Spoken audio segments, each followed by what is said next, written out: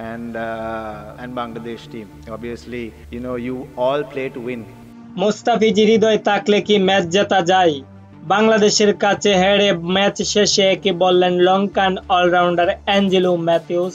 দর্শক, বাংলাদেশের কাছে হেরে আবার যেন টি-20 বিশ্বকাপ থেকে ছিটকে গেলেন শ্রীলঙ্কা। এর আগে লঙ্কানরা নিজেদের প্রথম ম্যাচে দক্ষিণ আফ্রিকার কাছে বিশাল ব্যবধানে হেরে যায়। এরপর আজ বাংলাদেশের কাছে লজ্জাজনক হার। টসে জিতে এ ম্যাচে প্রথমে বাংলাদেশ বোলিং নিলে ব্যাটিংয়ে নেমে লঙ্কান ব্যাটারদের কোমর ভেঙে দেয় বাংলাদেশের বোলার মুস্তাফিজুর রহমান। আইপিএল থেকে মুস্তাফিজকে ভয়ঙ্কর করে তুলেছেন মহেন্দ্র সিং ধোনি, যার প্রভাব এবারের বিশ্বকাপে দেখিয়ে দিল মুস্তাফিজ।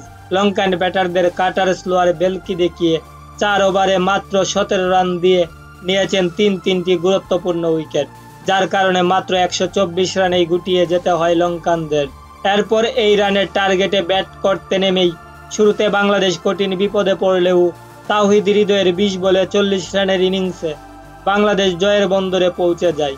এরপর শেষ দিকে চাপে পড়লেও মাহমুদুল্লাহ রিয়াদের বিশাল ছক্কায় ম্যাচ জিতে যায় বাংলাদেশ। আর বাংলাদেশের কাছে এমন লজ্জাজনক ম্যাচ হেরে বিস্ফোরক মন্তব্য করলেন লঙ্কান অলরাউন্ডার অ্যাঞ্জেলো ম্যাথিউস। তিনি বলেন, মুস্তাফিজ হৃদয় থাকলে কি ম্যাচ জেতা যায়? শুরুতেই মুস্তাফিজ আমাদের ব্যাটারদের কোমর ভেঙে দিয়েছে এবং ব্যাটিং ইনিংসে এসে তাওহিদ হৃদয় অসাধারণ ব্যাটিং করেছেন, যার কারণে আমরা ম্যাচ হেরেছি।